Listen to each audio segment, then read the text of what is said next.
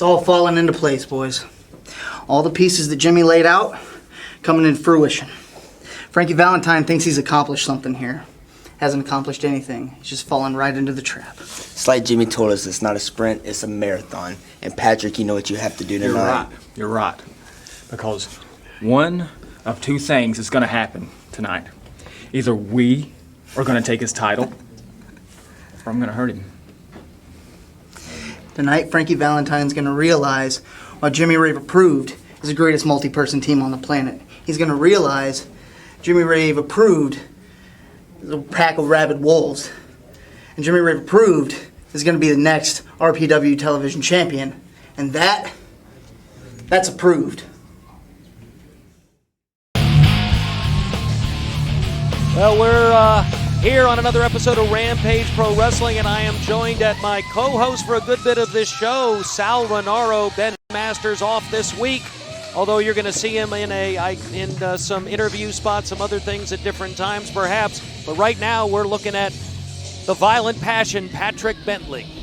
Bill, these guys' issues, Patrick Bentley, Chip Day, Mike Posey, Corey Hollis, they all have an issue with one man, and that's our television champion of the world, Frankie Valentine. Well, last time all of those guys that you mentioned were in the ring with Frankie Valentine, he ended up victorious in a gauntlet, running through all of them, but a lot of damage done as a result of that.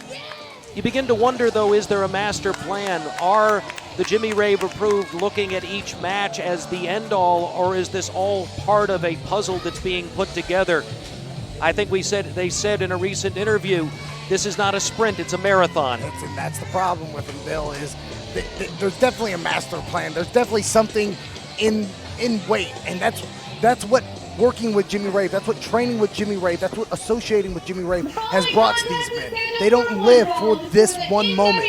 They live for the big picture. And that title right there is what their big picture is set on. Birmingham, Alabama, weighing in at 205 pounds, representing Jimmy Rave Approved, Patrick Bentley.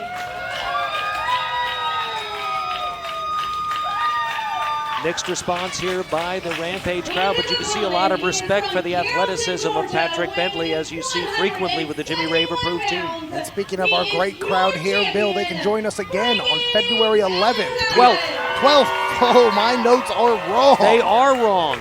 Oh, I should pay more attention in these meetings. It's the guy that prepares the notes. True.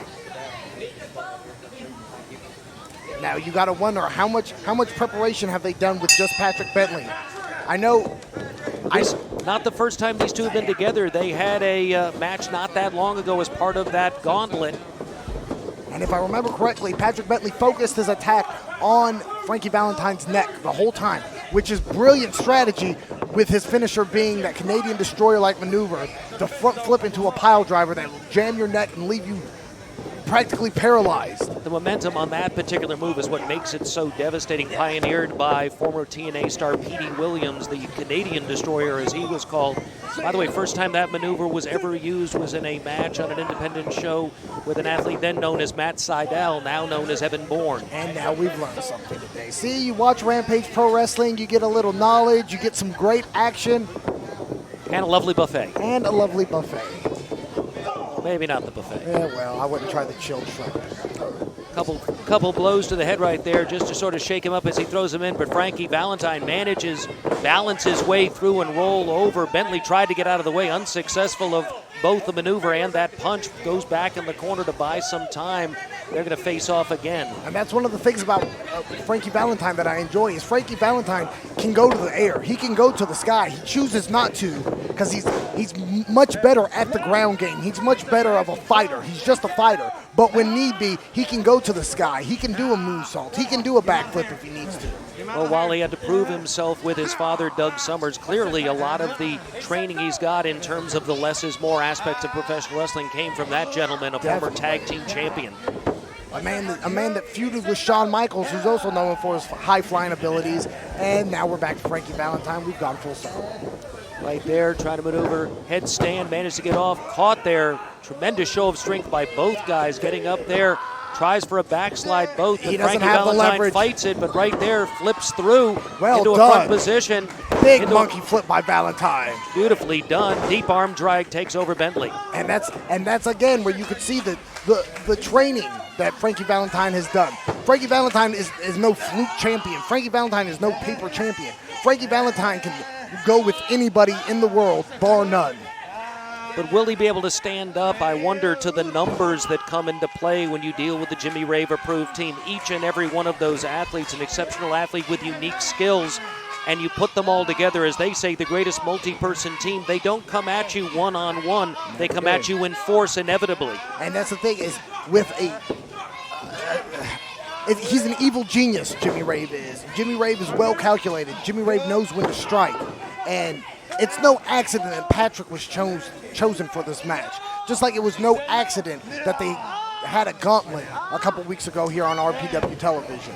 Everything they do has a rhyme, it has a reason, and that's why Jimmy Rave Approved is extremely dangerous. On top of the fact that they're a group of some of the greatest athletes in the business today. Hung on to that armbar right there, takes him right back over. By the way, in that match several weeks ago, that match ended in a disqualification, led to a situation where it appeared Frankie Valentine had no possible way of continuing, was caught with the overkill by multiple Jimmy Rave approved athletes, faced Chip Day and still managed to be victorious, but at tremendous physical cost. And it's, you got to wonder how much it's taken out of Frankie now. I mean, he clearly went home that night. He had to rest and he had to take it easy and he had to ice down.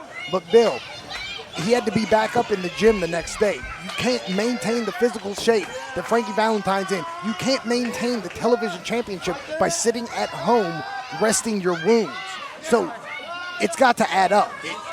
2 days off from the gym is 2 days away from shaping your body into being the fighting machine that it is. And it's just a matter of time that with all these athletes, I just think Frankie needs allies. Bentley back to a vertical base, throws a short punch to Trey. Free does, but catches it, and now off goes, snaps that neck over, goes for the cover, needs to hook a leg, didn't. That was a lackadaisical cover there.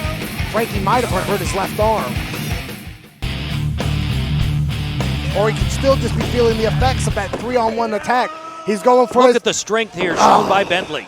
Catches him full body weight. Not that Valentine's the biggest guy, but neither is Bentley. But you saw Bentley able to control him full body weight, and now using that tremendous gym-trained strength, ripping the arms back, and you can see the muscular definition on Patrick Bentley as he strains against, now brings his feet into play. Patrick Bentley's the human action figure, Bill. Just look at him. He looks just like my He-Man figures at home.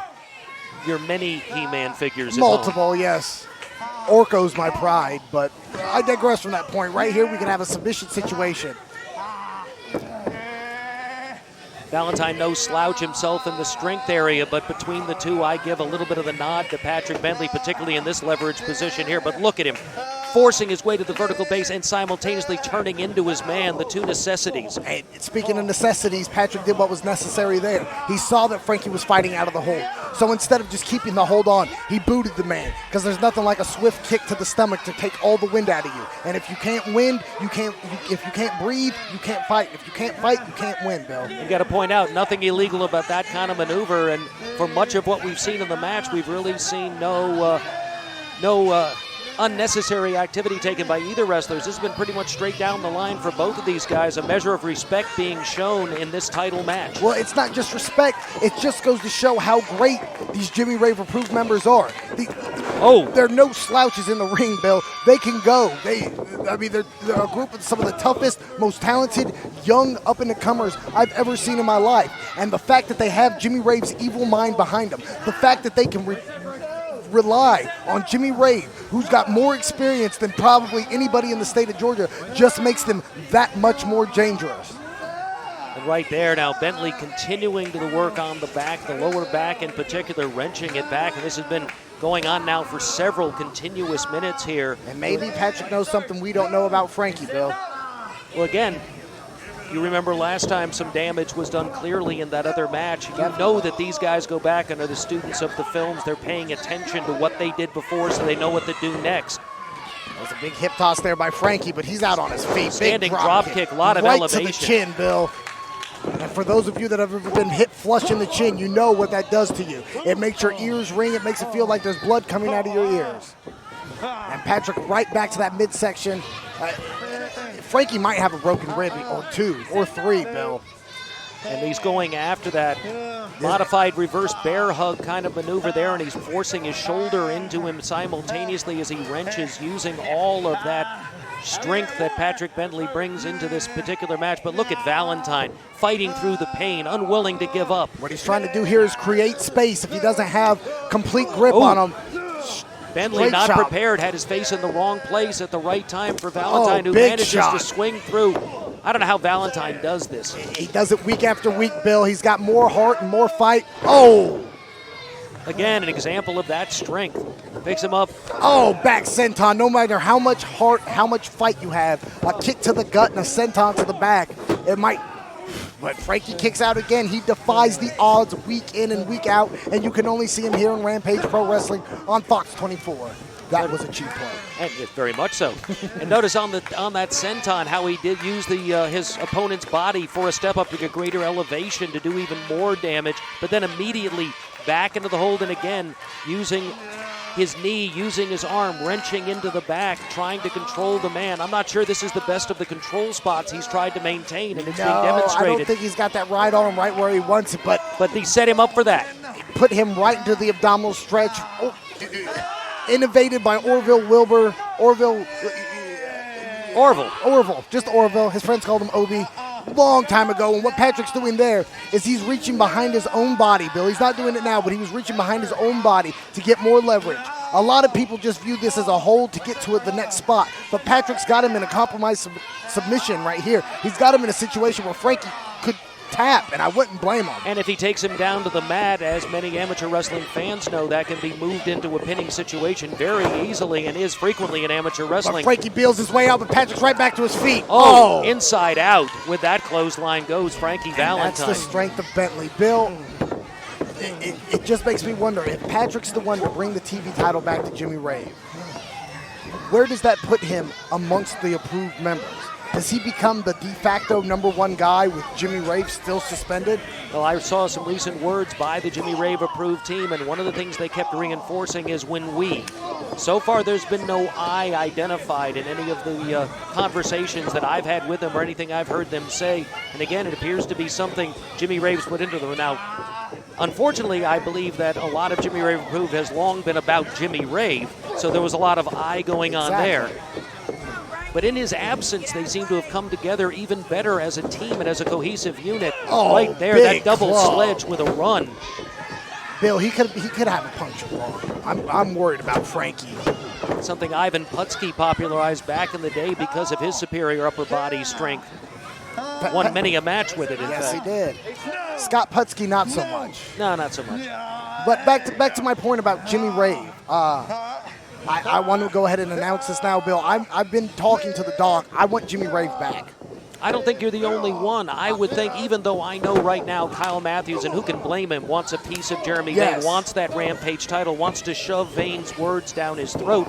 You know that until he gets Jimmy Rave in the ring, until Kyle Matthews can beat Jimmy Rave in a Rampage Pro Wrestling ring, he will never be satisfied, nor believe himself to be what many people have told him he is and the awards he's been given. 2 years in a row, Kyle has been best technical wrestler. Last year, there's the code breaker out of nowhere. Frankie Valentine, wait, what's this?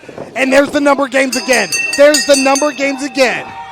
When you see 1, you see 2. When you see 2, you see 3. And your winner by disqualification. But Bill, look at this. Here comes the Bullets, the Washington Bullets. Your NWA RPW TV champion. Well, we've got the Washington Bullets in the ring.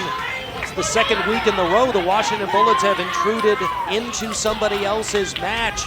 It looks like they're trying to get a little bit of everybody's attention. Now both referees, including senior official Dustin Robinson, are out talking to Miss Allie. I think they're challenging to a match, but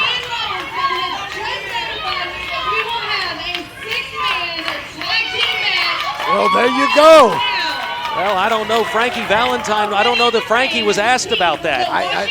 Not only that, but if Frankie's not on his feet, Bill, they're still at a mega disadvantage here. Well, these two young men. The approved guys are saying no. Oh, But Trey of the Washington Bullets had something different to say about it. You don't want to get in the ring? I will put you in the ring.